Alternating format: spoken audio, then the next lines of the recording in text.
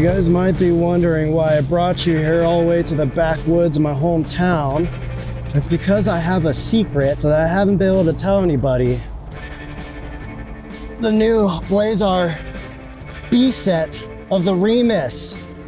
I am beyond excited for these. Let's get into this. First off, this beautiful green case. I wonder what gave them the idea to do beautiful OD green cases. I am beyond excited for these for multiple reasons. We're gonna do a deep dive on the differences between the A Set and the B Set. No, these are not replacing the A Set. These are additional focal lengths for the Remus line. While they overall match across the board, obviously, there are a few important differences between the B Set and the A Set, so let's get into it. In this video, we'll go over the difference in sharpness, chromatic aberrations, distortion, and then flares as well. The original A Set was the 45mm, the 65mm, and the 100mm. Then BLAZAR went and added a 35 Super 35 focal length. There's also a 33mm being introduced. That's going to be a full frame coverage. Now with the B Set, we now have a 50mm, which is my new favorite, an 85mm, which a lot of you guys have already seen. We have a 125mm. Overall, you see there's not like a huge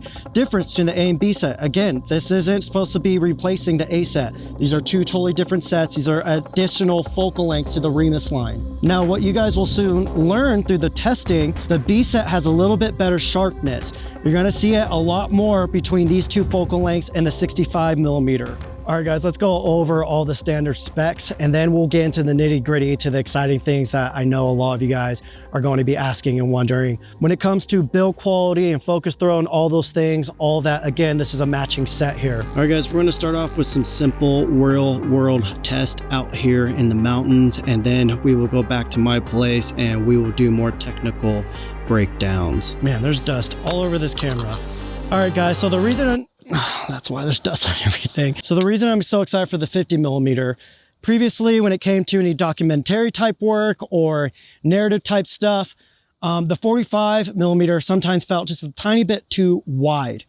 And so I would go with the 65mm and that felt really good in my eye, but then sometimes the 65 was too tight. And there's a lot of times where I was like, I wish I could just go a little bit wider, get, a little bit more usage out of it. After using the 50mm just for a couple days now, this is perfection.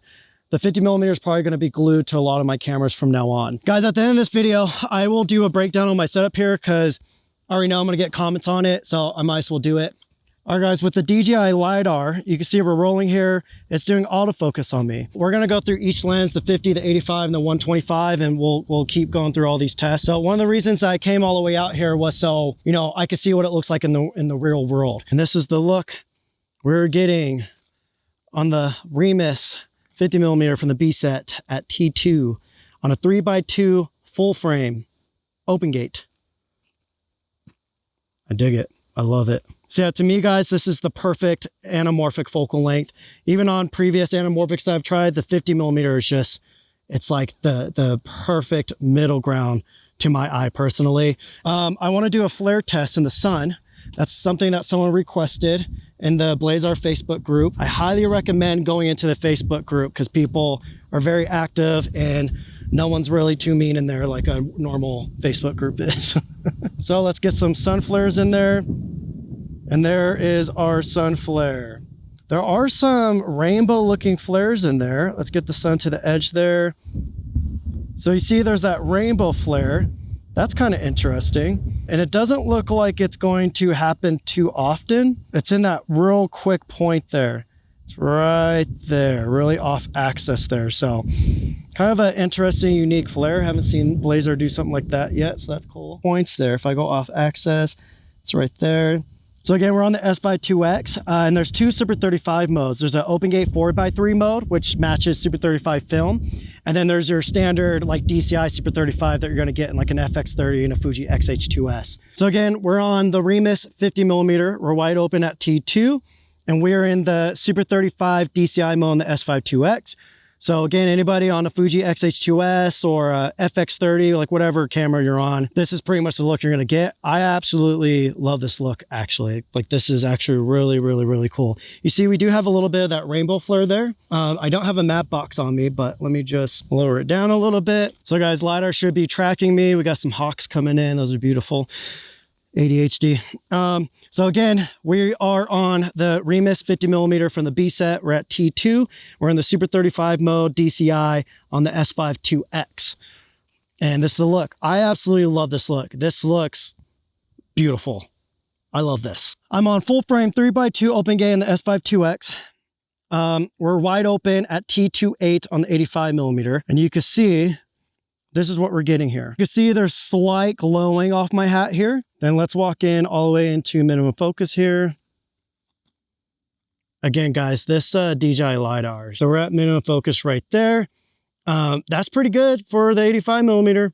Now let's close it down a little bit because I do see some, chromatic aberrations and glowing coming off my hat up here. So now we're at T2.8, T4 split, and you see it cleans it up a lot just by closing down a little bit. We still have some of that chromatic aberrations, but to me, this lens, again, when you're wide open, similar to the A Set, it has kind of that vintage look. So I don't think a lot of people are aware when it comes to anamorphics that a lot of the anamorphics that we love and worship from our favorite directors and films from the past, a lot of those anamorphics don't look good until you go to T4, T5, 6. A lot of them don't open up all the way to T2. And so I think there's been, also we're at T4 on the 85mm. So as affordable anamorphics started to get presented and more people on YouTube started to check them out, they weren't the most educated on anamorphics. I'm still being educated on anamorphics, and you guys know how obsessed I am with them. So when that started to happen, you started to get people complaining about sharpness and like edges not being clean and yada, yada, yada. But little did a lot of those people realize that, again, even high-end anamorphics, a lot of them have those same characteristics. And that's kind of what just anamorphic is. That's kind of what it looks like. The edges have astigmatisms and they kind of fall off into chromatic aberrations, blur. And again, that's why a lot of them, the vintage, like again, super expensive ones that we worship, you have to close down in order for them to be cleaner. So I think a lot of people's complaints when it comes to anamorphics is just from being miseducated and misinformed on what anamorphics are. Again, we're at T4 here, and you see how much more that cleans up. Let's skip T5, 6 and just go straight to T8 so I could show you guys a point here. So again, what I was saying, it wasn't a lot of people's fault because when a lot of the affordable anamorphics were coming out, what people don't realize is when it comes to anamorphic designs, any little choice you make is a compromise on quality or a compromise on character. So while some people want to scream that, anamorphic character are just defects, maybe those people don't understand that, as a filmmaker, lenses are a paintbrush. And filmmaking is an art form. So again, we're at T8 minimum focus here. Side little tangent on top of the other tangent. I feel like most actual Hollywood films would probably use this type of lens at T8. Why? Because you can still see, we still have beautiful waterfall bokeh behind us. I'm still separated off the backdrop, but you can still see enough texture in the backdrop to where it kind of sets the scene on where I'm at. Majority of actual Hollywood films aren't trying to give you a bunch of bokeh because they're trying to put their characters in a scenario, in a scene. They want you to feel the textures and to be aware of where they're at. And so a lot of films aren't shot wide open. There's been some modern films that have tried to shoot wide open. And personally for me, it kind of gave me a headache and it made me feel claustrophobic, which obviously you can use that as a creative choice. But when someone uses it where it doesn't really, lend to the story, that's where kind of you're just like, oh my gosh, what am I watching? Anyways, so yeah, let's go to the 125 now. But as more affordable anamorphics started to come out, a lot of them were just stretching the image. They weren't actually giving a whole lot of that waterfall bokeh. They were trying to go for smaller size.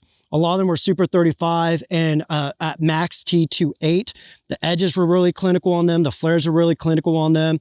So when people first saw those lenses, they would be like, oh, this is anamorphic. This is what anamorphic looks like. That's not what anamorphic looks like. If you go and watch any of your favorite anamorphic films, any Tarantino film, and you actually pay attention to the flares, they are vividly blue. If you pay attention to the corners, they fall off. If you look at some of them, the top and bottom, I just even went to go see the new Deadpool film, and a lot of the shots, the top and the bottom are insanely blurry and distorted, and there's an astigmatism going on in there. I don't see anybody crying about that. So again, there's a lot of misinformation about anamorphics out there. Through my channel, I'm trying to do my best on re-educating people on what anamorphic is and the purpose behind it, and to remind people that filmmaking is an art form. It's not some science. You know, we're supposed to be covering stories and creating stories, and the lenses are our paintbrushes. 125 millimeter. So again, we're on the 125 millimeter. We're in full frame. You can see that flare kind of holds out as we get closer to the sun. So we have some of that rainbow halo type flare, which I actually kind of like. I think I would like a little bit more if it was more goldish rather than rainbow. There it is when it's about to approach. Again, with the Poco Mofage Rear V&D, that does affect flares as well. So, you know, flaring could get more mushy or, you know, be affected by that. You can see all that flaring right there. It's interesting. There we go. Guess we could do a quick pan with this as well. And that was wide open for that. Panning. So you guys can see what this distortion is going to look like. So you guys can see on the 125 millimeter, again, we're wide open right now. Real world use, say if I'm like doing a product shot here, you cannot see anything in that backdrop. It just looks like mush because again, we're 125 millimeters, 1.5x stretch, like at T4. Like that's a lot of bokeh. So let's go to T5.6. Even at T5.6, that's like too much bokeh for my taste. Again, this would be the same thing on spherical, but even more so on anamorphic because we are also creating extra separation from the stretch. So at T8, that's much better, but even that's a lot of bokeh. We are close to minimum focus. So again, this is a good point on, you know, the closer you are to your subject and the further your subject is from your background, the more bokeh you're gonna get. Let's go to T11 real quick. It definitely heard something then. Yeah, Sedona's on high alert.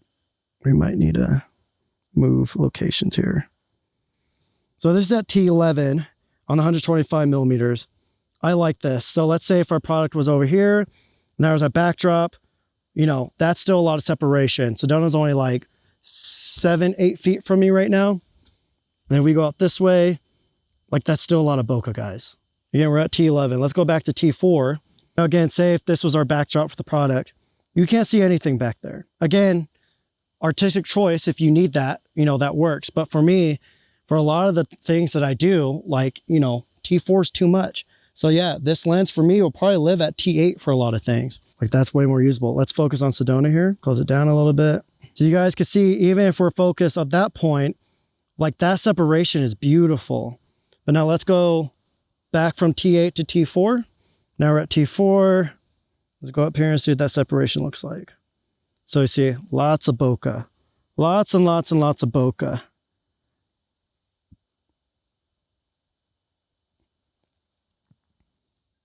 So now I'm gonna need you, she's on, I think we gotta move. You guys, I wasn't kidding. Or that giant mountain lion. Sedona's got a good nose. I was watching her nose going. That thing's huge. All right, I think it's time we go. Before I get to our next spot, Sedona and I are gonna see if we can find this guy. No. I'm bummed because I literally just packed all the cameras away. And the last lens I had on there was that Remus 125 millimeter. That would have been so sick to get him on there.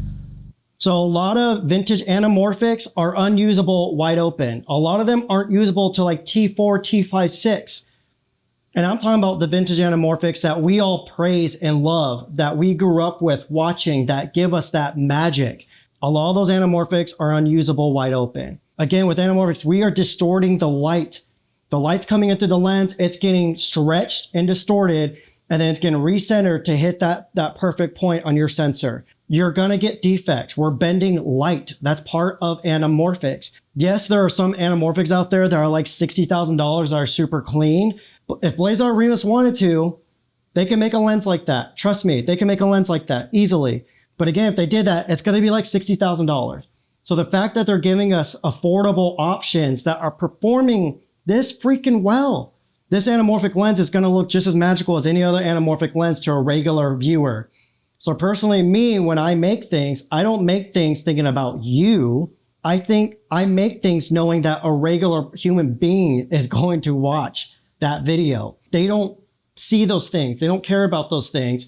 When we choose to show those things, we're choosing, it's a creative decision to do it because we know subconsciously it's going to have an effect on that regular viewer. Again, vintage anamorphics, they have character. All the original affordable anamorphics that were coming out, again, they were making decisions to give you a sharper rendering, but they didn't look like anamorphic at all. They were giving you the D-stretch, but then, you know, there was almost like no waterfall bokeh, and it was so clinical, and the flares were just so gross and like sharp, and it's like they look like a knife. After this, we'll get into lens flares. I'm saving that for last. Those first affordable anamorphics, just think it confused a lot of people on what anamorphic is supposed to be. So hopefully that helped some of you guys understand a little bit, you know, all of this. All right, guys, for the next test, we're gonna go over chromatic aberrations. I'm really excited to cover this. A quick note, the belt buckle that I used for the sharpness test, it didn't throw off as much chromatic aberrations in the lenses that I thought it was going to. That belt buckle was actually gifted to me from Sammy Jo Bird. I made an indigenous cowboy documentary, and she was one of the indigenous cowgirls in it. She actually won that belt buckle from my tribe's own rodeo, so she gifts it to me.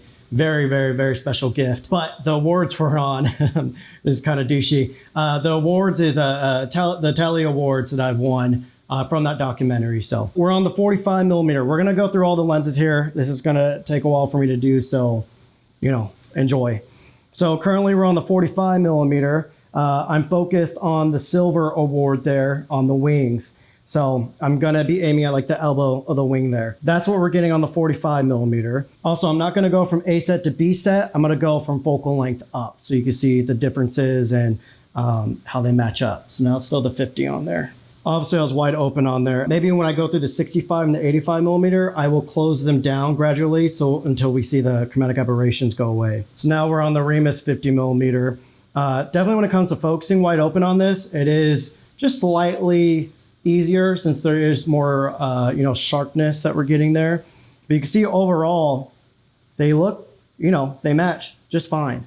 I'm not going to shift the color balance or the tint or any of that. I feel like overall the optics on the B set are a little bit more consistent all the way out to the edges. We are now on the Remus 65 wide open. Let me grab focus here. So already on this lens, this is where, you know, the chromatic aberrations really start coming out. All right, so this is the 65 millimeter and this is wide open. So again, this lens is from the A set. This is from the original set. So we're at T2 there. We're at T24. Now we're at T28. So you can see how much these lenses clean up. So you'll see, usually with the BLAZAR REMUS, as you go into up in focal lengths, the wider open you are, the more chromatic aberrations and softness that you get. On the 65 millimeter, you saw that we had to go to T28 for it to clean up. Wide open at T28 on the 85, we do have some chromatic aberrations, but it being wide open is a little bit more cleaner than the 65 millimeter wide open. Now let's close it down so it cleans up. So right there, we're at a T4, T2A split, and that cleaned up to me. Let's go to T4 here. Now we're at T4, and you see that looks perfectly fine in my book, especially for anamorphics. All right, so the BLAZAR REMUS from the A set, 100 millimeter, the max aperture is T28. So we're currently at T28, and the chromatic aberrations cause like this ghosting. But you'll see, if I go to a T4, T28 split, it cleans up pretty quick. It's not perfect yet, but it cleans up a lot.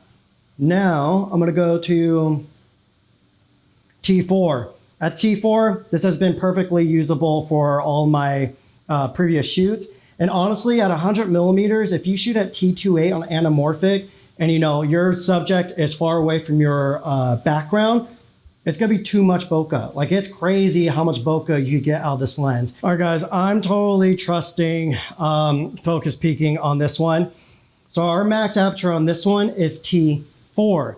Similar to the 100 millimeter, when you're at T28, there's a lot of chromatic aberration. So now I'm gonna close it down. Let's go down to a T564 split. Oh, that cleaned up a lot. Let me try to rack that. So that's wide open. And yep, I landed it right there. Now let's go down to T5.6. Oh, T5.6 is like, that's easy.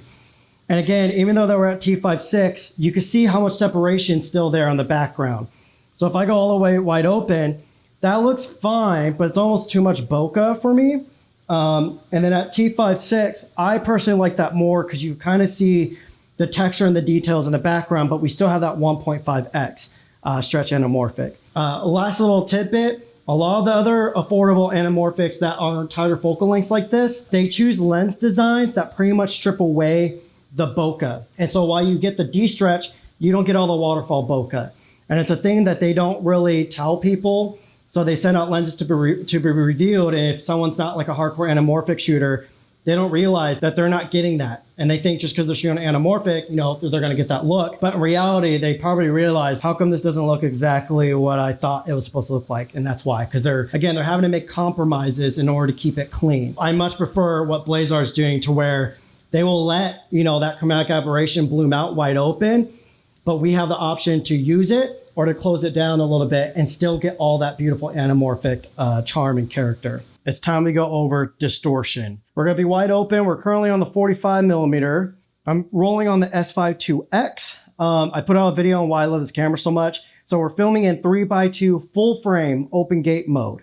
So we're going to get, you know, full frame coverage on this thing. This is pretty much the max coverage that you can get on these lenses. Let's just get going here. So again, we're on the 45 Remus from the A Set. And you can see when the sign gets there, that's where we start getting the distortion. After this, I will also show you guys the fix that I use in post if I do end up framing anything on the far edges. We're wide open on the 50mm right now. Let's go into pan. From the back of the camera, it feels a tiny bit more controlled. And again, that could be purely because it's a 50 and not a 45mm. But it definitely seems a little bit more controlled for the 50. Like, it doesn't feel like it jumps. It feels a little bit more gradual when it goes into the distortion there in the edge. All right, guys, I'm on the BLAZAR REMUS 45mm. I have the blue set. I'm actually not sure if the new B set I have is a colored flare or a silver flare, but we'll find out. But I do have a tungsten flashlight. It's not an LED one, it's a tungsten, so we have a warmer look here. But you see, even the blue set still isn't that blue. Personally, I hate when people use their phone lights to do a flare test, because look how tiny that light source is. Already, I feel like the 50mm has a little bit more flare to it than what the 45 has, so it's interesting. You can see we have multiple color temps in here, the light behind me.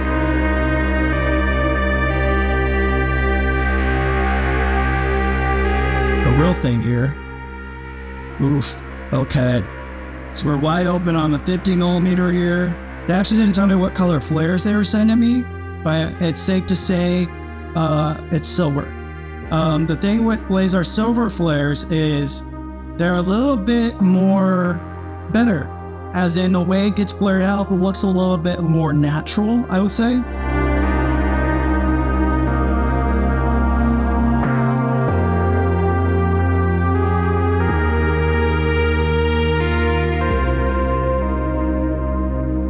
So we're wide open on the 85mm, wide open on here is T28. So you see we're having some light loss there, purely because it's a T28.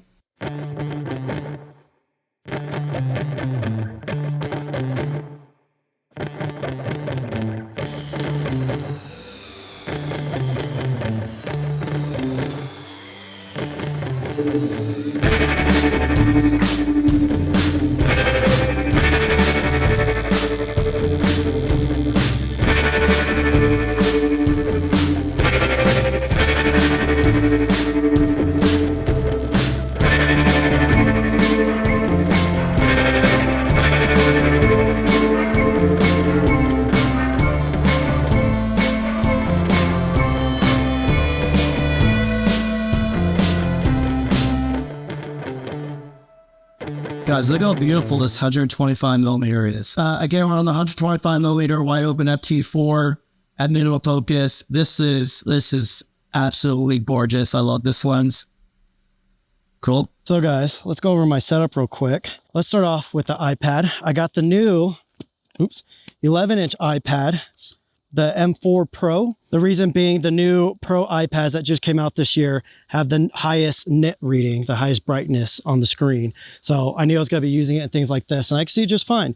Obviously, you know, it could be brighter, but it's just bright enough for me to see what I'm doing. The case I have here is really cool because there's a protective case around it. And I just dropped it and you can see all the magnets on it. But it's cool because the case is a 2-part case. So we have the protective silicone thing. So, you know, I'm always dropping stuff like I just did. And then we have this case right here, which acts like a portfolio case. And then the back of it comes out. So obviously you could use it as tripod. And then the top also comes down if you know, have a weird position that you need to use that in. I haven't really used that. I love this case. Obviously a Apple pencil holder as well. From there, we have the new DJI SDR transmitters. Before I was using their Pro stuff, but it was just so big and, you know, a lot of stuff that you had to set up. So again, now I can use my iPad. I could check my notes for every video. So if I'm doing like an interview, you know, I have all my notes accessible straight from this screen here. I usually don't rock giant MPS batteries on here, but the other one was dead when I was leaving the house.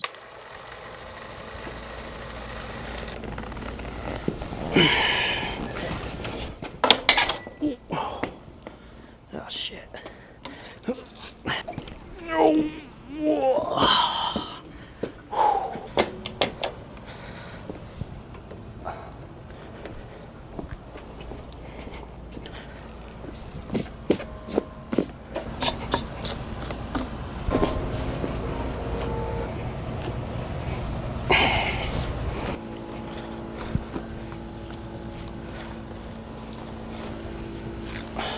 Ooh, it's hot. Oh, it's fucking hot.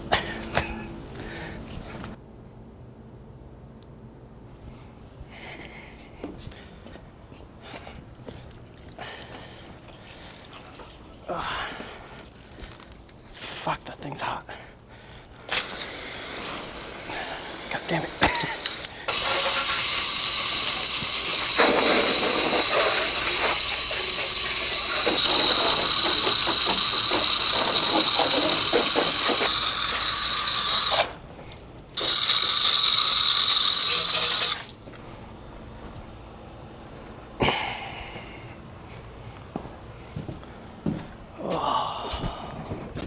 Come on.